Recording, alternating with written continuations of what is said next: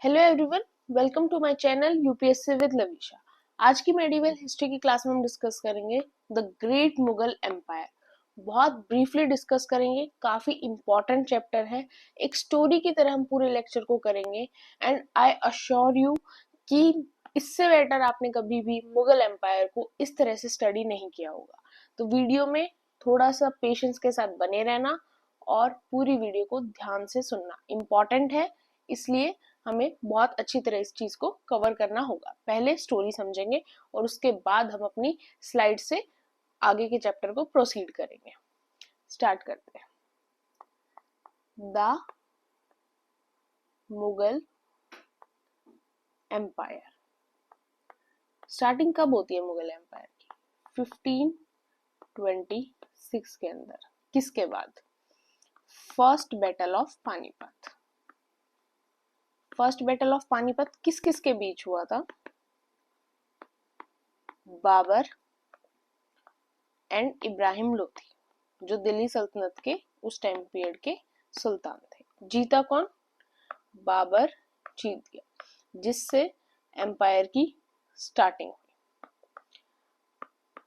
और पहले राजा या फिर पहले रूलर कौन बने फिर मुगल सल्तनत के, मुगल एम्पायर के? बाबर। इनका रूल सिर्फ 4 to 5 ईयर्स का रहा और 1530 के अंदर इनकी डेथ हो गई। बट उन 4 सालों के अंदर उन्होंने बैक टू बैक काफी वॉर्स किए, जिन वॉर को याद रखना हमारे लिए इम्पोर्टेंट है। उसके बाद स्टोरी कहाँ प्रोसीड हुई कि हमारे जो बाबर के ही सन थे हुमायूं, उनके पास रूल आ गया। उनका रूल काफी कंट्रोवर्शियल रहा बिकॉज ऑफ जो चीजें उनके रूल के टाइम पीरियड के अंदर हुई। अब क्या हुआ, कुछ ईयर्स तक उन्होंने बहुत अच्छी तरह रूल किया, बट प्रॉब्लम कहाँ हुई? 1539 and 1540, battle of Chausa and battle of Kannauj, ये 2 बैटल हुए। उन 2 बैटल में क्या हुए?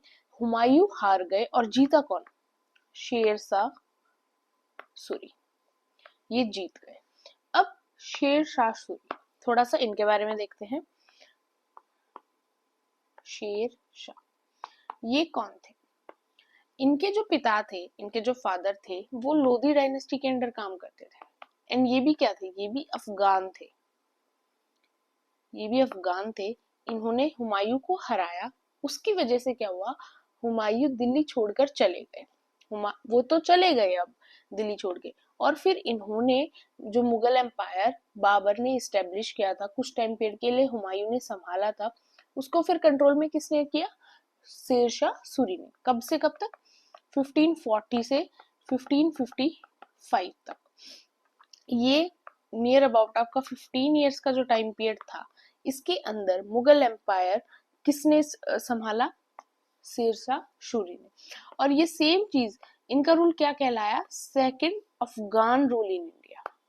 सेकंड अफगान रूल कहलाया बिकॉज फर्स्ट अफगान रूल कौन सा था? जो आपकी लोधी डायनेस्टी थी, दिल्ली सल्तनत वाली, वो आपका फर्स्ट रूल था। और फिर ये भी अफगान थे, तो सेकंड अफगान रूल इंडिया के अंदर किनका था? शेरशाह सूरी का था। अब 15 ईयर्स तक क्या हुआ कि शेरशाह सूरी ने और इनके कुछ सक्सेसर्स ने रूल किया, बट अब इनकी डेथ हुई नियर अबाउट आपके 1555 के अंदर। और इनकी डेथ के बाद क्या हुआ कि इनके एम्पायर डिसबैलेंस हुआ और जो इनके सक्सेसर्स थे वो ज्यादा कैपेबल नहीं थे, इसलिए इनके सक्सेसर्स से फिर क्या किया? हुमायूं ने मुगल एम्परर वापस ले लिया 1555 के अंदर।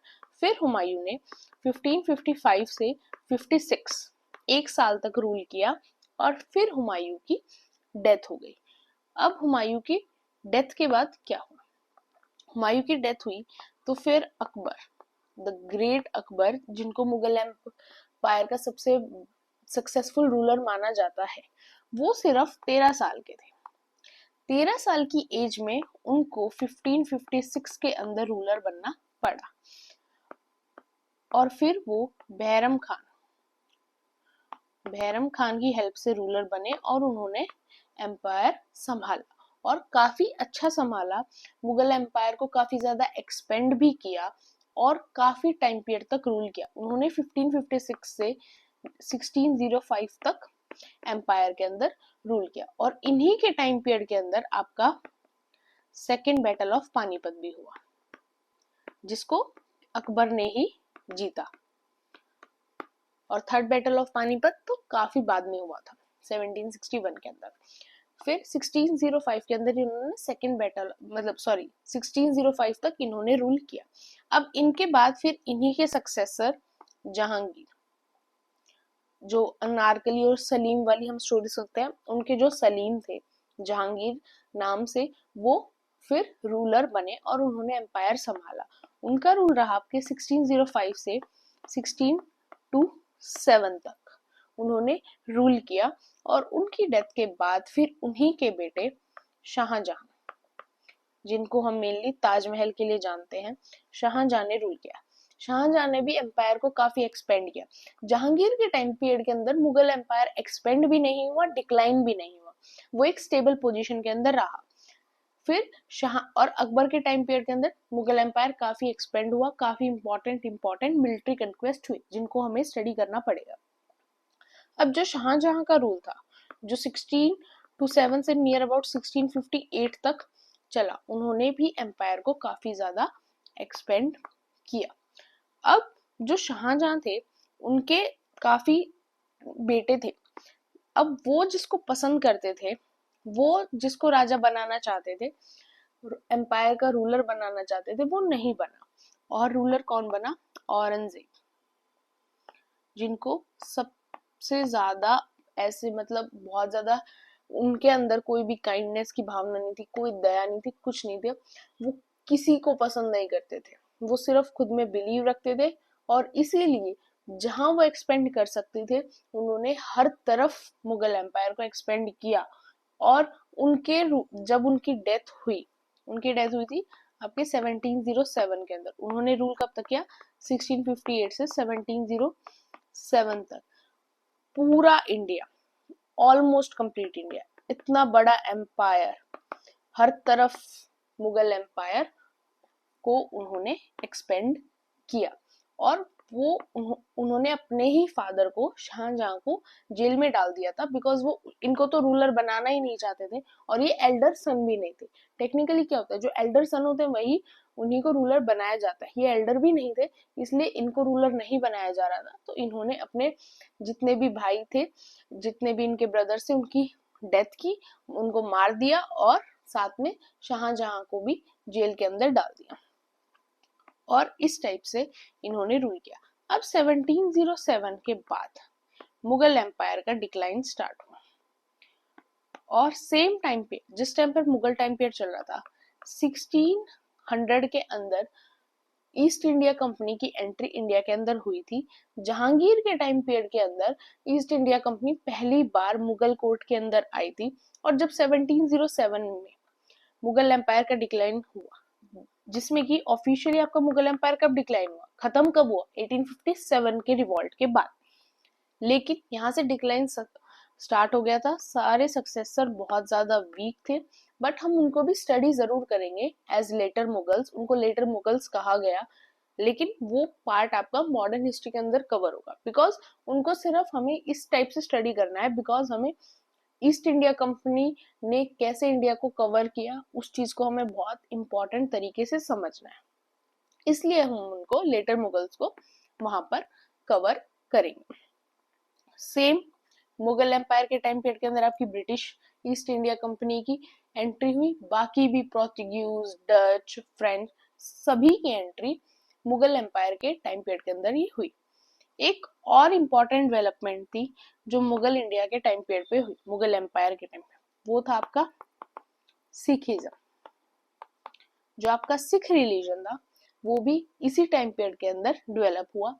मेनली क्या हुआ कि आपके 10 गुरु रहे सिखिज्म के, लेकिन जो लास्ट गुरु थे, गुरु गोविंद सिंह, उनके साथ औरंगजेब ने काफी मिसबिहेव किया।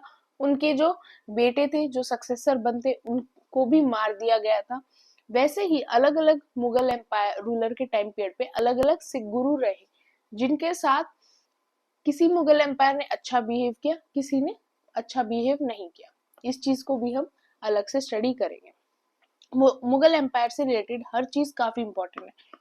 उनका आर्ट एंड आर्किटेक्चर जो इंडियन हिस्ट्री के लिए काफी इंपॉर्टेंट है, उनकी बुक्स जो वो भी हमसे डायरेक्ट पूछी जाती है, उनका लैंड रेवेन्यू सिस्टम जिनसे हमें डायरेक्ट टर्म पूछी जाती है, उनका एडमिनिस्ट्रेशन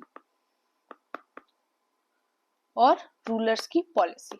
और जितने रूलर्स अभी हमने डिस्कस किए लेटर मुगल से पहले, उन सभी के बारे में भी हमें ब्रीफली देखना पड़ेगा।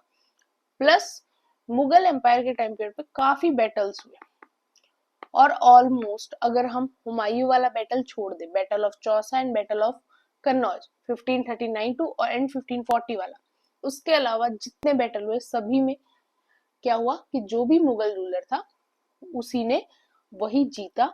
और इसकी वजह से सभी बैटल्स काफी ज्यादा इंपॉर्टेंट है।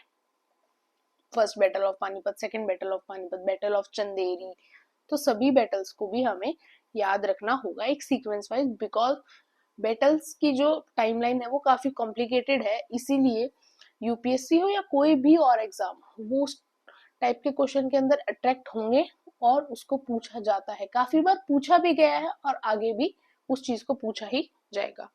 अब हम डिस्कस करते हैं आगे अपने मुगल एम्पायर को स्टार्टिंग से। इंट्रोडक्शन। मुगल एम्पायर ने इंडियन सबकॉन्टिनेंट के लार्ज पार्ट को काफी ज्यादा रूल किया, फ्रॉम द 16th सेंचुरी के स्टार्टिंग से लेकर मिड 19th सेंचुरी। 1857 में बहादुर शाह जफर को जब ईस्ट इंडिया कंपनी ने अपने कैद के अंदर ले लिया था, उनको कैप्चर्ड कर लिया था, उसके बाद ऑफिशियली मुगल एम्पायर खत्म हो गया। जो बाबर थे जिन्होंने मुगल एम्पायर की फाउंडेशन की 1526 में, वो एक्चुअली क्या थे, वो एक टिमुरिड प्रिंस थे। किसके डिसेंडेंट थे? तुर्की मंगोल जो थे वो उनके एंसेस्टर्स थे। And the Mughal dynasty expanded its territory under influential ruler like Akbar, Jahangir, Shahjahan and Aurangzeb. अब Babur was descended from Taimur and Genghis Khan, जिनका रूल कहाँ था? मंगोलिया के अंदर। He invaded, बाबर ने क्या किया? सबसे पहले उन्होंने पंजाब वाले एरिया को इन्वेड किया 1519 टू 1524 के टाइम पीरियड के अंदर। फिर क्रॉस किया इंदस को, फिर काबुल और गजनी वाली जो एरिया था उसको भी उन्होंने कंक्वायर किया। And then he capitalise on discontent against the Delhi Sultanate, और फिर उन्होंने इब्राहिम लोदी को बैटल ऑफ पानीपत के अंदर हराया और फिर मुगल डायनेस्टी की एक अच्छी स्टार्टिंग की। सबसे पहले बात करते हैं Mughal descendant of the Timurid dynasty rule the Indian subcontinent from 1526 to 1857। ये कुछ नोटेबल रूलर्स थे जिनको हमने डिस्कस किया। अब सबसे पहले आती है बाबर।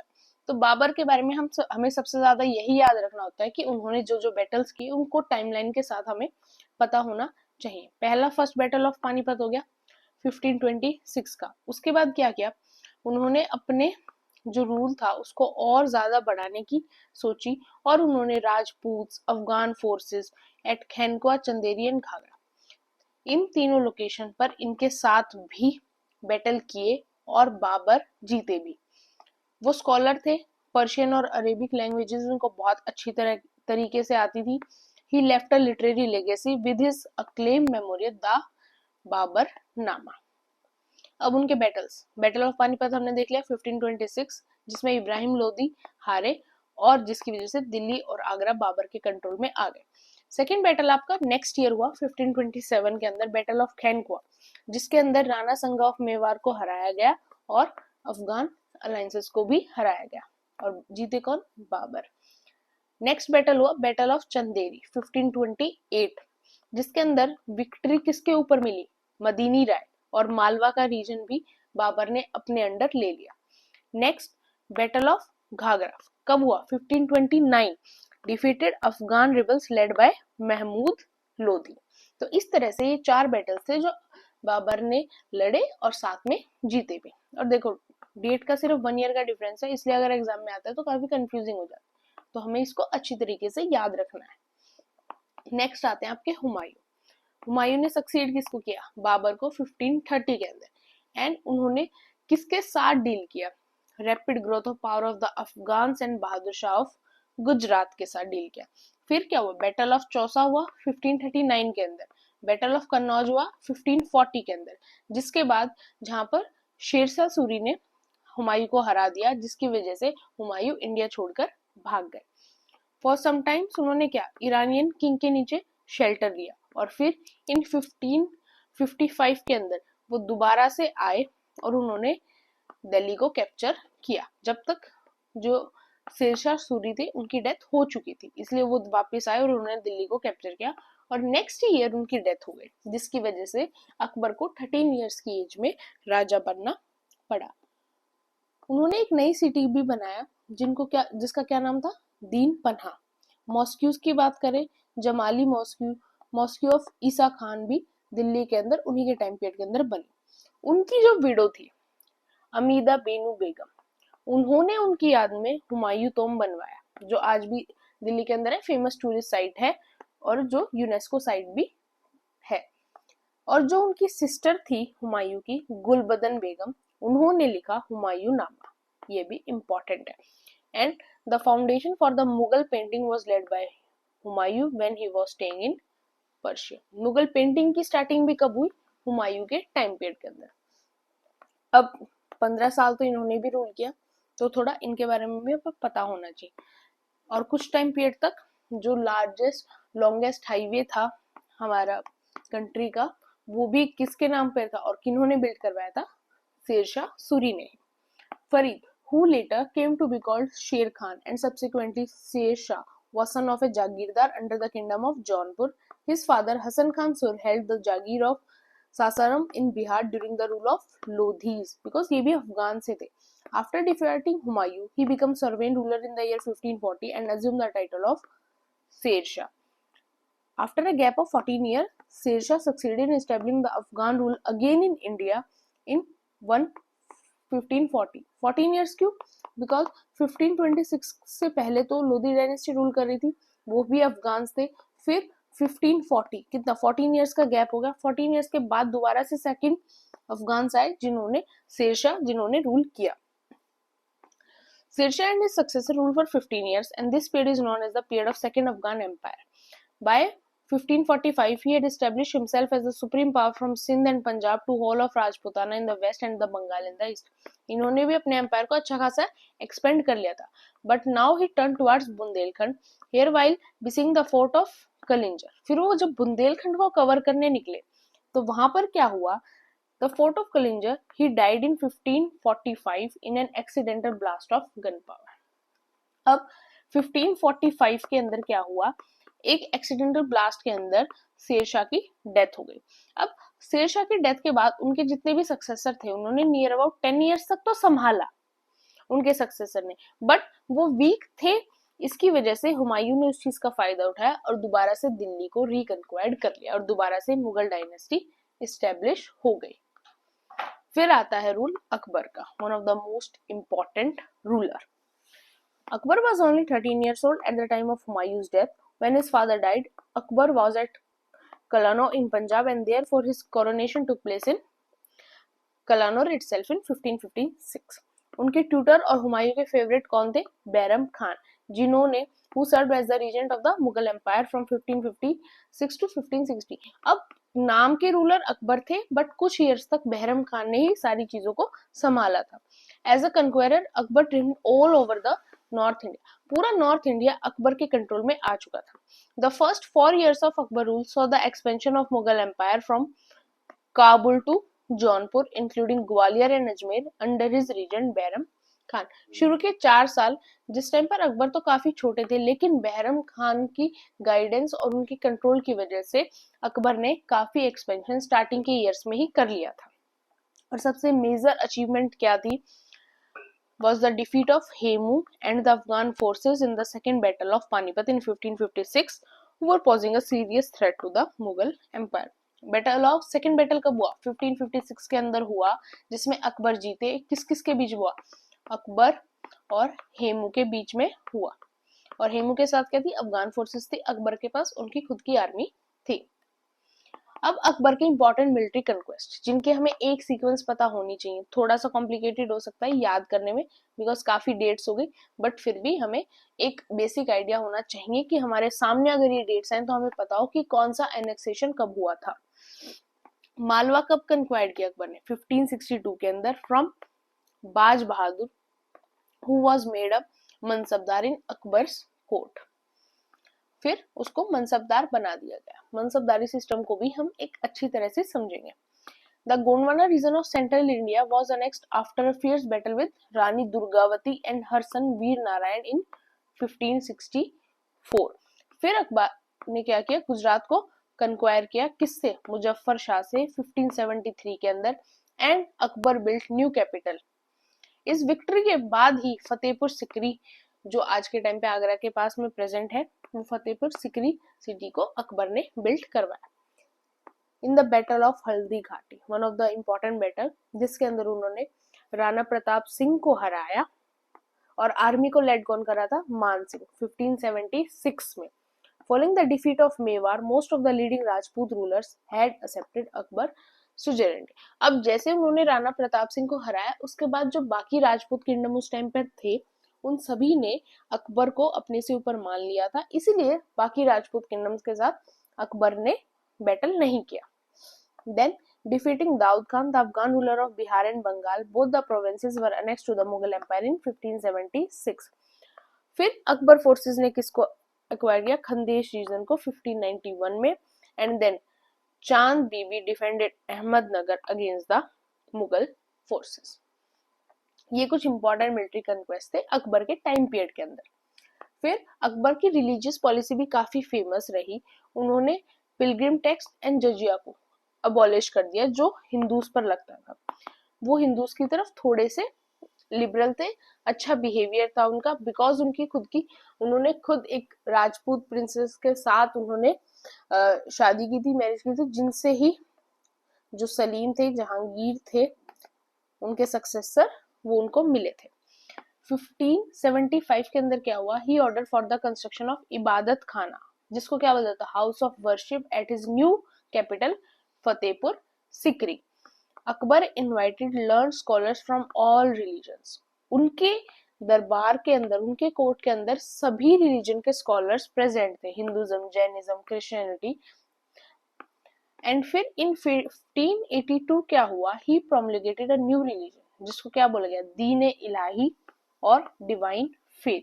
उसका मतलब क्या है कि गॉड एक ही है, चाहे आप हिंदू हो, चाहे मुस्लिम हो, चाहे आप क्रिश्चियन हो, सबका एक ही गॉड है, किसी में कोई डिफरेंस नहीं है, अल्लाह ही भगवान है, भगवान ही अल्लाह है। इस टाइप से उन्होंने उस चीज की डेफिनेशन दी कि एक ही गॉड है, और उन्होंने सभी रिलीजन से कुछ कुछ चीजें ली जो उनको अच्छी लगी। सभी रिलीजन्स के गुड पॉइंट्स को उन्होंने कलेक्ट किया और उन्होंने एक नए बिलीफ की स्टार्टिंग की, जिसके गाइड कौन बने? अकबर खुद, वही इस चीज के गाइड बने। Then he promulgated a philosophy of सुलेकुल। सुलेकुल नाम से उन्होंने एक फिलोसफी भी फेमस की, जिसका मतलब क्या था? पीस ऑफ ऑल, कि सभी को शांति में रहना चाहिए, ठीक है, और हर जगह पीस मेंटेन रहना चाहिए। And in 1582 he discontinued the debates in the इबादत खाना and it led to bitterness among different religion। जब उन्होंने इबादत खाना के अंदर फिर डिस्कशंस खत्म किए, तो उसकी वजह से काफी बिटरनेस काफी रिलीजन्स के अंदर आ गई। Badauni, a contemporary author, was bitter critic of Akbar's religious experiment। जो बदूनी थे, काफी फेमस ऑथर थे उस टाइम पीरियड के, उन्होंने अकबर की रिलीजियस एक्सपेरिमेंट को काफी नेगेटिव तरीके से देखा और उसके बारे में काफी नेगेटिव भी लिखा। शेख मुबारक was religious guru of Akbar and Akbar new religious policy was drafted by Abul Faizi. उनकी रिलीजियस पॉलिसी किसने बनाई थी? अबुल फैजी। और उनके खुद के रिलीजियस गुरु कौन थे? शेख मुबारक। देन बात करते हैं Jahangir 1605 to 1627। Akbar was succeeded by son Salim with the title Nuruddin Jahangir. He was Akbar's son by Rajput wife. His ascension was challenged by his eldest son Prince Khusro, who staged a revolt with the blessings of Sikh गुरु अर्जुन देव, जो Sikhism के 5th गुरु थे, उनकी blessing से। But Prince Khusro was defeated, captured and blinded while Guru Arjun Dev was executed. In 1608, Ahmednagar in the Deccan has declared independence under Malik Ambar. During the reign of Jahangir, there was no addition to the Mughal territory in Deccan. ये भी हमने discuss कर लिया था कि जहांगीर के time period पे इतना कोई भी मुगल टेरिटरी के अंदर ज्यादा एडिशन नहीं हुआ। Jahangir reign witnessed the visit of 2 Englishmen. ये इंपॉर्टेंट है, 2 इंग्लिशमैन जहांगीर के कोर्ट में आए, William Hawkins and sir Thomas Roy, जिनमें से इनका आना बाद में इंडिया के लिए अच्छा नहीं रहा। While the former could not get the consent because पहले वाले को कोई परमिशन मिली ही नहीं, but for establishing an English factory in India, but the later Sir Thomas Roy, as ambassador by King James I, succeeded in securing permission to establish a British factory at सूरत, जिसके बाद सूरत के अंदर British factory establish हुई। And in 1611 Jahangir married Mehrunnisa who was known as Nur Jahan, light of world. ये इनकी wife का नाम है, जो इनका काफी इंपॉर्टेंट रोल रहा, बिकॉज उन्होंने डोमिनेट किया पूरे रॉयल हाउस होल्ड को and set new fashions based on Persian tradition को भी उन्होंने काफी ज्यादा इनकरेज किया, और साथ में पर्शियन आर्ट और कल्चर को भी कोर्ट के अंदर काफी ज्यादा फेमस किया। And the political intrigue that prevailed because of Nur Jahan led prince Khurram Shahjahan to rebel against his father. Shahjahan ने भी अपने फादर के अगेंस्ट रिबेल किया था, एंड सेम वो चीज फिर शाहजहां के साथ भी हुई कि औरंगजेब ने भी अपने फादर शाहजहां के अगेंस्ट रिबेल किया। Nurjahn, who ruled the empire for 10 years, lost her power and influence after Jahangir's death, and Jahangir died near Lahore on the way from Kashmir to Lahore, and he was buried in Lahore. ऐसे करके जहांगीर का rule खत्म हुआ, फिर Shahjahan ruler बने। Shahjahan reached Agra with the support of the nobles and the army and ascended the throne. Shahjahan launched a prolonged campaign in the northwest frontier to recover Kandahar and other ancestral lands, but was unable to control Kandahar. His Deccan policy was more successful, इसीलिए उन्होंने अहमदनगर की forces को हरा दिया, annex कर लिया। बौद्ध, बीजापुर और गोलकोंडा ने उनके साथ ट्रीटी साइन कर ली, जिनके बारे में हमने कल लास्ट क्लास के अंदर देखा था। एंड शाहजहां ने शिवाजी के फादर शाहजी भोसले को भी हरा दिया, जो छत्रपति शिवाजी के फादर थे। और जो छत्रपति शिवाजी थे, उनका मेन रोल किसके टाइम पीरियड के अंदर था? औरंगजेब के रूल के टाइम पीरियड के अंदर। And in 1631, Shahjahan's wife Mumtaz Mahal was passed away at Burhanpur. In memory of her, Shahjahan started constructing Taj Mahal at Agra, and he was contemporary to Louis XIV of France. अगर जब हम French revolution को देखते हैं world history के अंदर, तो उसके अंदर लुइस 14 का काफी इंपॉर्टेंट रूल है। तो लुइस 14 का रूल कब चल रहा था? जिस टाइम पीरियड के अंदर इंडिया के अंदर शाहजहां का रूल चल रहा था। And in his reign, the famous peacock throne was made for the king, जिसको बाद में नादिर शाह ले गए थे इंडिया से। वो भी किस टाइम पीरियड के अंदर बना था? शाहजहां के टाइम पीरियड के अंदर। काफी फेमस यूरोपियंस, बर्नियर जो एक फ्रेंच फिजिशियन ट्रेवलर थे, ट्रेवनियर जो एक फ्रेंच ट्रेवलर थे, मंडेस्लो जर्मन एडवेंचरर और ट्रेवलर थे, Peter English trader, and Manucci Italian writer and traveller, ये सारे शाहजहां के टाइम पीरियड के अंदर ही इंडिया के अंदर आए थे, और इन सभी ट्रेवलर्स ने काफी ज्यादा चीजें इंडिया के लिए लिखी। शाहजहां के जब लास्ट के कुछ डेज बचे हुए थे, बिकॉज वो बीमार चल रहे थे, उस टाइम पीरियड के अंदर उनके जो 4 बेटे थे, उनके अंदर थ्रोन को लेकर काफी ज्यादा प्रॉब्लम्स क्रिएट हुई। जो एल्डेस्ट वन थे, दारा शुको, वो अपने फादर के फेवरेट थे और शाहजहां चाहते थे कि वही रूलर बने, बट एक war of succession broke out हुआ, जिसके अंदर औरंगजेब जीत गए और बाकी जो जितने भी उनके बेटे थे वो नहीं जीत पाए, और इसीलिए फिर औरंगजेब ने शाहजहां को जेल के अंदर डाल दिया और खुद मुगल एम्परर बन गए। और बाद में शाहजहां को डेथ के बाद कहाँ बरेड किया गया, कहाँ दफनाया गया? ताजमहल के अंदर ही। फिर आया औरंगजेब का रूल। उन्होंने अपने आप को टाइटल दिया आलमगीर, मतलब वर्ल्ड कन्क्वायरर। उन्होंने काफी ज्यादा मिलिट्री कैंपेन्स किए उनके पहले 10 साल के रूल में, और सारे के सारे उनके लिए एक सक्सेस ही बने। He suppressed the minor revolt, but he faced serious difficulties in the later part of this region. The Jats and the Satnamis, and also he 6 revolted against him, 6 ने भी उनके अगेंस्ट रिवोल्ट किया, बस these revolts were induced by his harsh religious policy. ज्यादा से ज्यादा revolt उनके साथ क्यों हुए? बिकॉज उनकी जो रिलीजियस पॉलिसी थी वो बहुत ज्यादा हार्श थी। वो किसी भी रिलीजन के साइड टॉलरेंट बिहेवियर नहीं रखते थे, ना उनको सिखिज्म पसंद था, ना उनको हिंदुज्म पसंद था, ना उनको क्रिश्चियनिटी पसंद थी। वो सिर्फ और सिर्फ इस्लाम को सपोर्ट करते थे और बाकी रिलीजन की साइड उनका बिहेवियर बहुत खराब था। इसीलिए सबसे ज्यादा रिवोल्ट उनके अगेंस्ट हुए।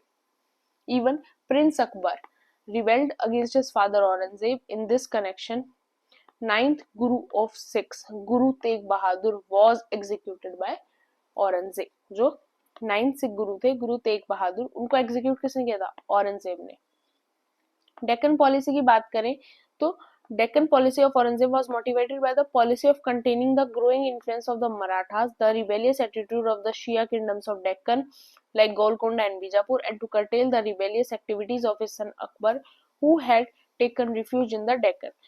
Aurangzeb came to the Deccan in 1682 and remained in the Deccan till his death 1707. Aurangzeb जो थे डेक्कन में इसलिए 1682 में आए, उनकी डेक्कन पॉलिसी के लिए, अपने रिबेलियंस को खत्म करने के लिए, और जब उनकी डेथ हुई 1707 में, जब तक वहीं पर रहे।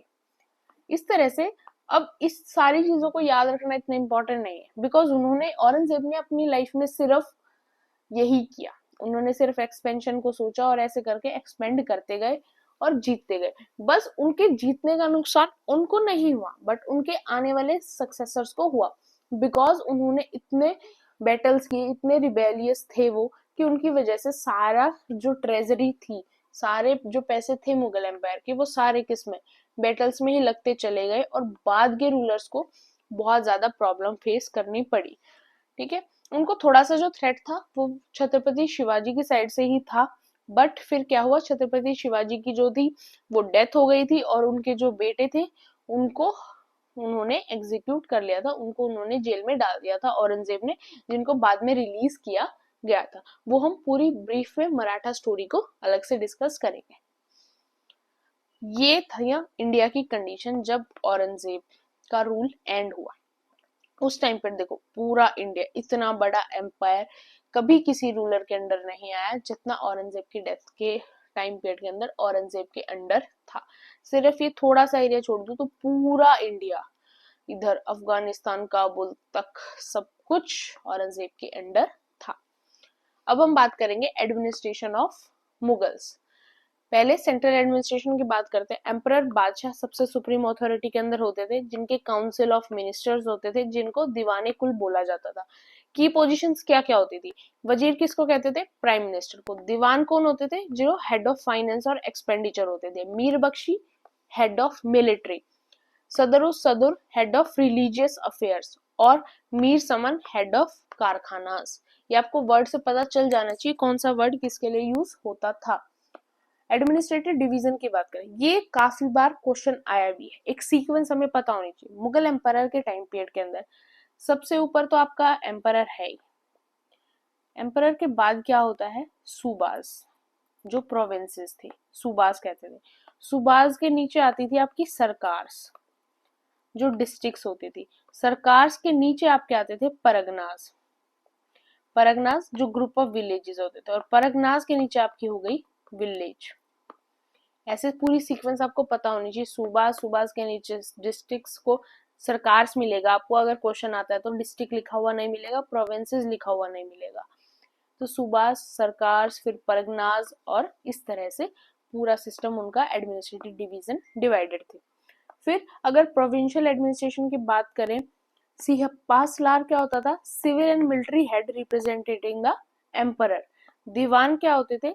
जो रिवेन्यू एडमिनिस्ट्रेशन संभालते थे। Bakhshi organise army within the province, और सदर ओवरसॉ जुडिशियल अफेयर्स। अब लैंड रिवेन्यू सिस्टम की बात करें, जो सबसे इंपॉर्टेंट सोर्स ऑफ इनकम था मुगल एम्पायर के टाइम पीरियड के अंदर, जागीरदारी सिस्टम।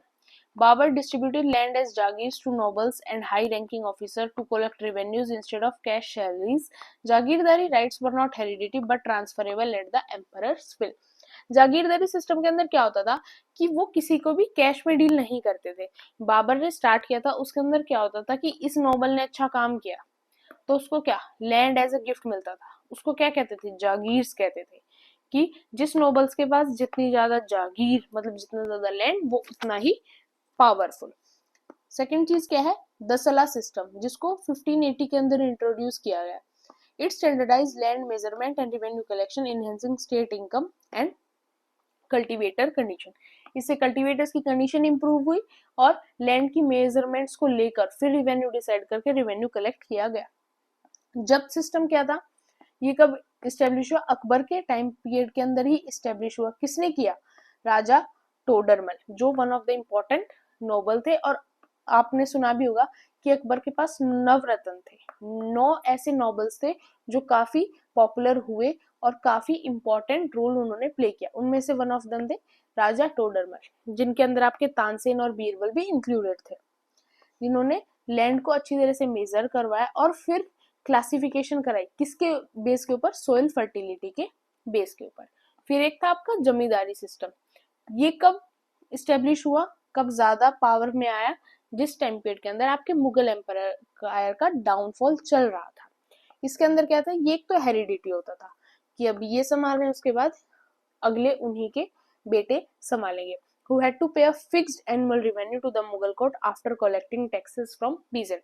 जमींदार क्या करते थे, पीजेंट से टैक्स कलेक्ट करते थे, फिर मुगल एम्पायर के अंदर उस टैक्स को सबमिट करते थे।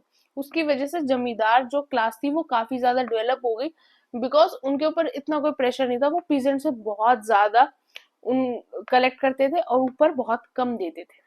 तो वो एक टाइप ऑफ करप्शन था जो उस टाइम पीरियड के अंदर जमींदारी सिस्टम से डेवलप हुआ। अब बात करते हैं मनसबदारी सिस्टम की। मनसबदारी सिस्टम में ये था कि एक रैंकिंग सिस्टम होता था, जिसके अंदर रैंक दिए जाते थे और सबकी अपनी एक जात जो है वो डिसाइडेड की जाती थी। उसके अंदर स्टार्टिंग कहाँ से होती थी, 500 से होती थी और ये नियर अबाउट 5,000 to 7,000 तक था। जिसके पास जितनी जात उसकी उतनी ही सुपेरियरिटी एम्पायर के अंदर। ये मेनली अकबर के टाइम पीरियड के अंदर ज्यादा इस्टेब्लिश हुआ था ये सिस्टम, और इसके अंदर मनसब रैंक दिए जाते थे, बिकॉज अकबर क्या करते थे, मनसबदारी देते थे। मनसब्स कौन होते थे, मनसब इतना बड़ा एम्पायर सिर्फ एम्परर अकेला नहीं संभाल सकता, तो हर मनसब के पास अलग अलग एरिया था। सब मनसब के पास अपना अपना एरिया था जहां पर वो सारी चीजों को संभालते थे और वहां की रिपोर्ट फिर एम्परर को आकर देते थे। अब उन्हीं मनसब को, जैसे फॉर एग्जांपल एक मनसब है, उसने एक रिवोल्ट को संभाल लिया, मतलब तो उससे क्या हुआ, एम्परर जो है उससे खुश हो गए, तो उसकी जो जात है, उसकी जो रैंक है, उसको इंक्रीज कर दिया गया। इस टाइप से होते थे। सबसे ज्यादा किसकी मानी जाती है, मान सिंह, जो अकबर की वाइफ थी, राजपूत वाइफ थी, उन्हीं की फैमिली से बिलोंग करते थे मान सिंह, मतलब उन्हीं की जो वाइफ थी उनके भाई के बेटे थे और अकबर के एम्परर में रूल में काम करते थे।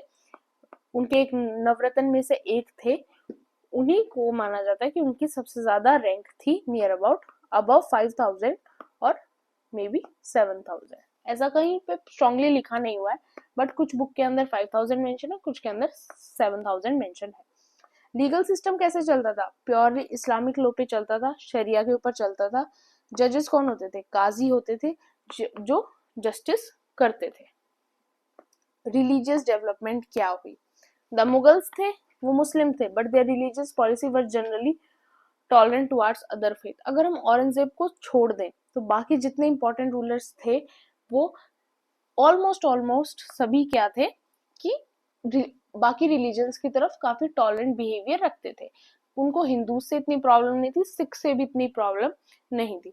अकबर ने जजिया टैक्स को अबॉलिश कर दिया था, बट बाद में जजिया टैक्स औरंगजेब के टाइम पीरियड के अंदर दोबारा इंक्लूड कर दिया गया था। The religious orthodoxy was reasserted under Aurangzeb, who reimposed jizya and pursued a more conservative Islamic policy.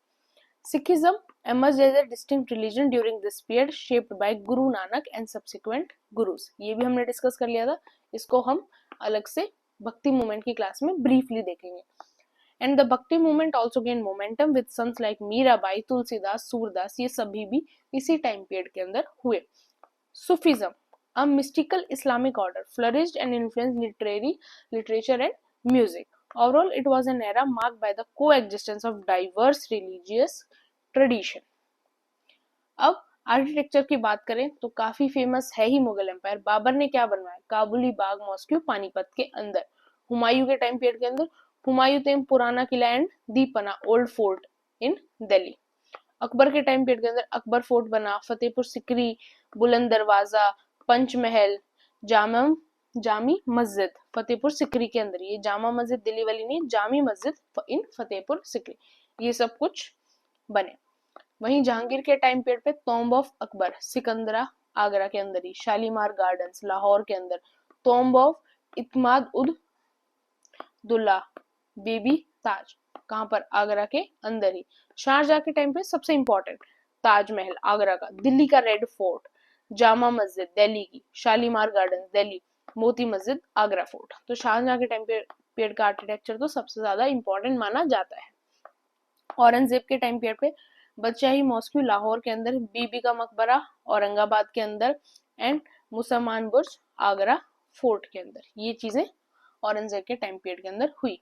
अब लिटरेचर की बात करें, काफी ज्यादा लिटरेचर फ्लरिश्ड हुआ, काफी रीजनल लैंग्वेजेस में भी लिटरेचर फ्लरिश हुआ। और मुगल एडमिनिस्ट्रेशन की सबसे इंपॉर्टेंट लैंग्वेज क्या थी?